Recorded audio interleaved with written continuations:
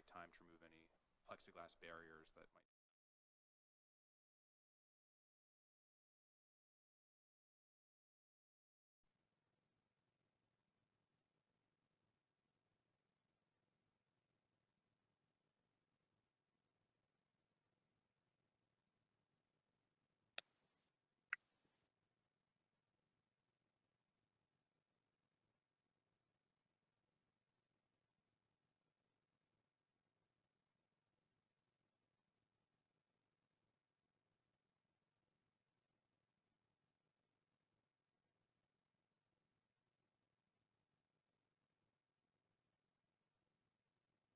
These numbers show that there are 45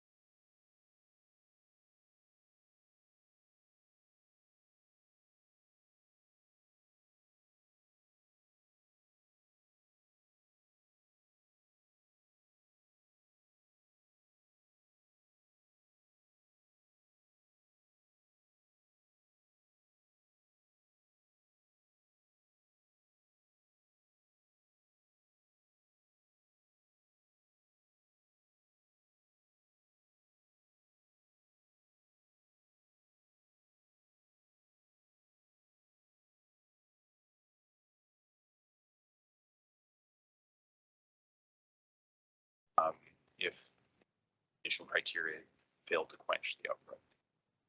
That's about where we are with that now.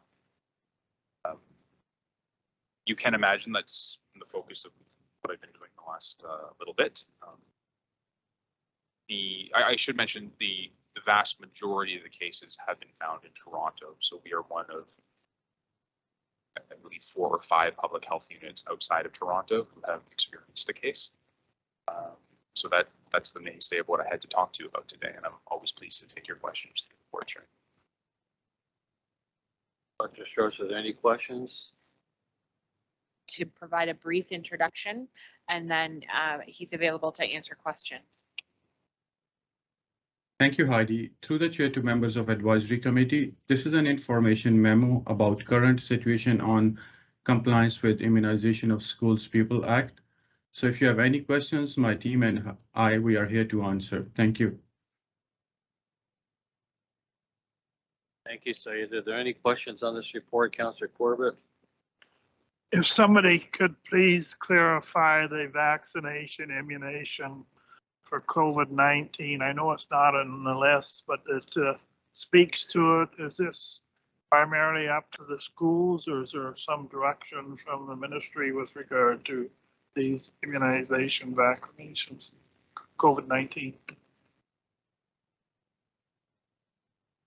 I will let Mr.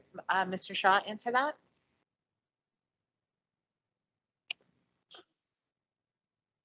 Thank you, Heidi. Can you please repeat the question? I'm unable to hear that. I'm so sorry. So Syed, the question was from Councillor Corbett, and it was about the process for students to receive a COVID-19 vaccine, and just confirmation that that is not under the purview of the ISPA. Yeah, thank you, Heidi. So through the chair to Councillor Corbett, so that's correct. That's not under the purview of ISPA, because ISPA has its own around which are designated diseases which are part of this report as well. So I'll defer it to Jamie Hagan if you want to, my colleague who wants to add more.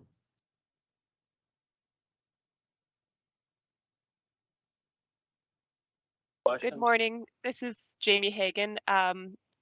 Through the speaker to the counselor, that is correct. The COVID vaccine is not included in the Immunization of School Pupils Act. It hasn't been historically. I don't know what may happen in the future, but that's not something that we plan on addressing this year. That wouldn't be within our scope. As well as I understand it, with the public school boards, they do not have, they don't generally deal with immunizations through their own organization. So while this past year we have offered after hours clinics at the school, they wouldn't take on any enforcement or anything like that over COVID-19 vaccination for their students. Okay, thank you, Jamie. Are there any other questions on this report? Okay, then the motion is on the top of page 8. Can I have a mover and seconder for the motion? Moved by Councillor Taylor, seconded by Councillor Corbett. All those in favor? Is carried unanimously. Next report is on page 11. It's in regards to the Canada-Ontario Community Housing Initiative and Ontario Priorities Housing Initiative funding allocation. On page 11. Thank you, Mr. Chair. I will be presenting this report this morning. So this is about the Canada-Ontario Community Housing Initiative, which I will refer to as the COCHI, and the Ontario Priorities Housing Initiative, which I will refer to as the OFI. And this is the funding allocation for this fiscal year, 2022-23. For members of committee, this funding is our affordable housing envelope. So it has been called various things over the years: the Affordable Housing Program, or the AHP, the Investment in Affordable Housing Program, or the IAH, the Social Infrastructure Fund, or the SIF. Now it's called the COCHI and the OFI. The COCHI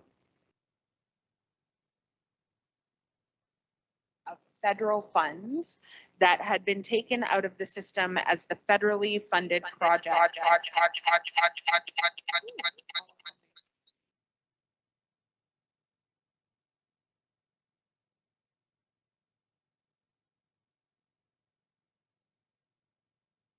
Initially, the federal government had taken that funding out of the system.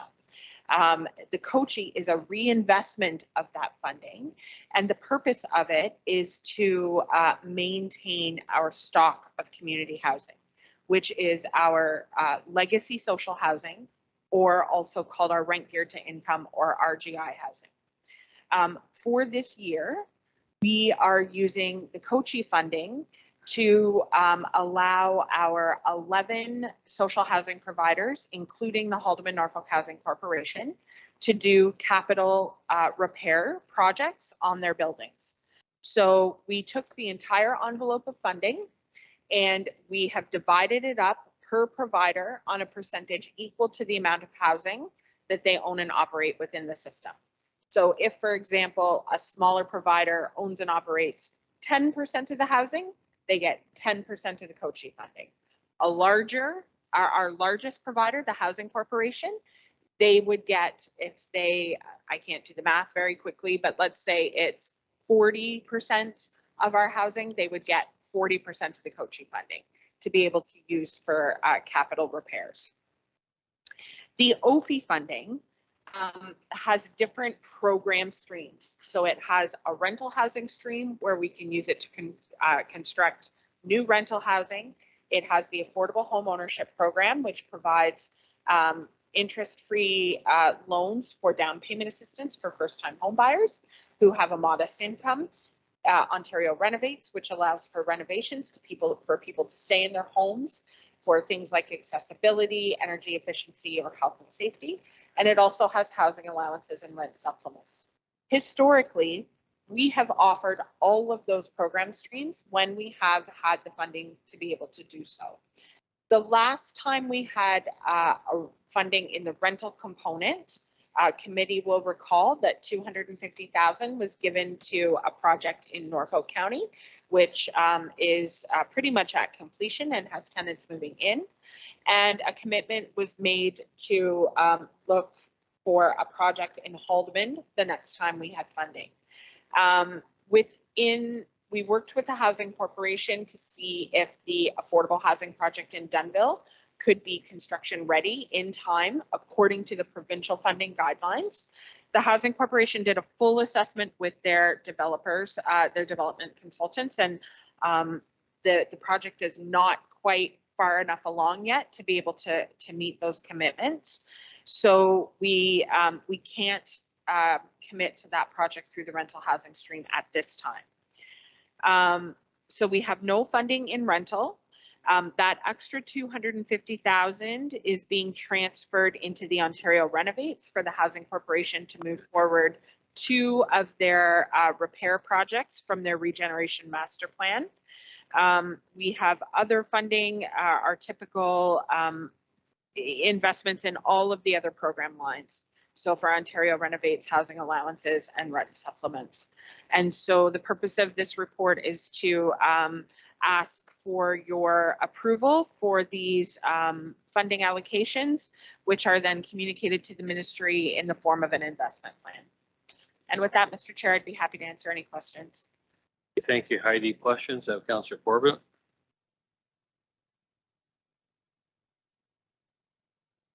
Thank you. It's unfortunately affordable housing project is not shovel ready for Dunville. However, I see that the funds are going to be utilized in a beneficial way for both the projects and preparing units for sale. So I would move the motion for acceptance. Councillor Corbett, seconder is Councillor Taylor. Are there any other questions on the report? All those in favor? Carried unanimously. The last report is on page 16. It's in regards to the Haldeman Norfolk Housing Corporation Regeneration Master Plan Disposal Property Request. So, Mr. Chair, through you to members of committee, I will be presenting this report as well. The purpose of this report is to move forward with the next steps as identified in the Haldeman Norfolk Housing Corporation Regeneration Master Plan. The Haldeman County, as a shareholder of the Haldeman County properties, received a request to approve the disposal plan for the single-family homes and semi-detached homes owned and operated by the Housing Corporation in Haldeman County in order to leverage those assets for other new affordable housing developments and other activities related to community housing and affordable housing, to be determined by Haldeman County as the shareholder. The Haldeman County staff report is, and the plan that was submitted by the Housing Corporation is attached to the staff report. The disposal of the assets is planned in phases over the next 5 to 8 years as the properties become vacant, so as not to displace any of the tenants, and as they meet the criteria for disposal as outlined in the disposal plan. So this report, now that it has been approved by Haldeman County as the shareholder, it is now before you for your recommendation to Norfolk County as the service manager to give service manager consent. And then once that is obtained, then I will be forwarding on the communication to the ministry. And with that, Mr. Chair, I'd be happy to answer any questions. Have questions, Councillor Corbett? Just a comment. This has been a very timely process, and this is just another step in the process. Hopefully at some time, by the looks of it, I'll be out of council before I see it come to fruition. But it sets us up in phases to ensure that we maintain the a number of RGIs. We sell it as they're vacated, and we can move ahead with our project in Dunville. And one of the conditions we had in Haldeman was that we have a certain amount of money available so we could utilize it for the affordable housing. I'm pleased that we at least have got a plan going forward so we can leverage the money we got. So I would move the motion. Thank you, Councilor Corbett. Seconder is Councilor Taylor. Are there any other questions on this report? All those in favor? It is carried unanimously. No other reports listed. Are there any questions on the item listed as communications from County Board of Health? Question, Councilor Van Passen? Thank you, Mr. Chairman. I just wonder if our medical officer of health has any comments on, seems a rather extensive list of requests that the Toronto Board of Health is making.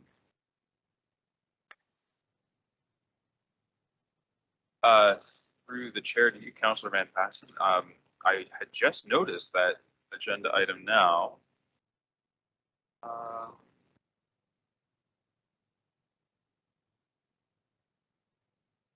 Is this addressed to us? Or is this for our information? So, Mr. Chair, I can speak to that. Through the Provincial Public Health Association, our office from time to time receives these types of communications where a Board of Health has passed a resolution and has asked that it be forwarded to all boards of health in the province. And so we attach these to your agenda as an item of information or communication.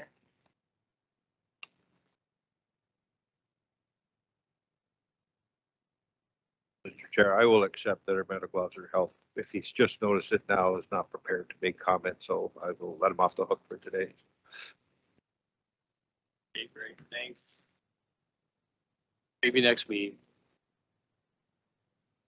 Under other business, Councilor Corbett, you wanted to raise an issue. Yes, thank you very much. And I've never seen so many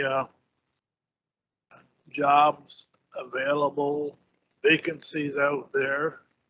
And wondering, we don't see too much in terms of what our social services role is, so to speak, and employables. I'm wondering, are we matching some of those employables with those jobs that are available?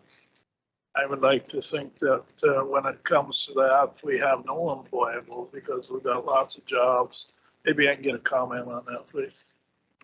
Hi, I'm happy to speak to that, Councillor Corbett, through the chair to you, Councillor Corbett. Part of the shift when the employment services transformation came into effect January 1st of 2021 is that our staff do not provide employment services anymore. We work directly with those who we are working to get employment ready or employment referral ready. So the work for matching those who are employable with jobs in the communities now falls with our Employment Ontario partners. My understanding is that they are doing that work, but because it doesn't fall under us directly anymore, our work is to get people ready for those referrals, which we are doing. Our staff work very hard with the recipients of social assistance to move them closer towards self-sufficiency and ultimately employment if that's possible. One of the challenges is that there are many barriers that people face who are in receipt of social assistance, and barriers to employment can be multifaceted and can take quite a long time for people to address and to move forward. So to answer you, be more succinct, yes, the work is being done. The work to match people with employment is done by the Employment Ontario providers, which was the ministry's decision when they removed the employment services from the Ontario Works and the CMSMs to a third party. So the work continues to be done, and we continue to work very hard with those who require more intensive types of supports in the hopes to move them towards self-sufficiency. Does that answer your question okay, or do you have any follow-up questions for me? One further question. When is the CERB payment stopped? Through the chair to Councillor Corbett, it has stopped. It stopped last fall. So you are preparing people for employment, and are we successful when directing them to employment now? I'd like the public to feel that we have people who are employable, who are getting jobs and not receiving support. Through you, through the chair to you, Councillor Corbett, yes, those who are in employment continue to work towards, receiving jobs or accepting jobs. But just again, I want to reiterate that for the public's knowledge, many people who are in receipt of social assistance, be that Ontario Works or the Ontario Disability Support Program, do face multiple barriers to employment, and those barriers can be challenging to address. They're multifaceted, and so often the work is done prior to employment. So our job is to work our best with people, with our community partners and other support systems to help people move towards self-sufficiency. It can be a long road for people, but everyone is doing the best that they can. The notion that everyone in receipt of social assistance is currently employable or will be shortly employable is simply not accurate. We are working with people who have been living in poverty for many years and who've struggled through many barriers for many years. So I think part of the work that we need to continue to do is to understand where people are, meet them where they are at, and do our best to help them make the decisions to move ahead. So yes, I would say that work is being done, but the work is much broader and deeper, I think, than sometimes people understand. So hopefully the public recognizes that there's a depth to the work that needs to be done that I think will help with understanding the things that people do need and how we can all be part of that solution. Thank you. I think the public would be satisfied to hear that. Thank you very much. Thank you. Heidi, did you want to comment as well? Yes, Mr. Chair, just to supplement what Ms. Rice is saying as well, I think it's important to remember that we support people on social assistance who are working. The minimum wage is not a living wage for people. And if people are working minimum wage and they are working part-time, or depending on their family structure, they may be working full-time and still eligible for some top-up through social assistance. So what Stephanie is saying is absolutely 100% correct. I think it is also important to note that there is a segment of the people that we support who do work and who are working and who are looking for more full employment so that they can be fully financially independent of the social assistance system. And Mr. Chairman, I'm very pleased to hear that we do supplement those wages. I'd rather see somebody out there trying and we supporting them than not doing anything and supporting them. And I am very thankful that we do that. It's encouraging for people. Okay, I see no other hands. There's no closed session, and our next meeting will be Monday, July 25th. So can I have a motion to adjourn at 10:14? Moved by Councillor Taylor, second by Councillor Corbett. All those in favor? Carried unanimously. Thank you.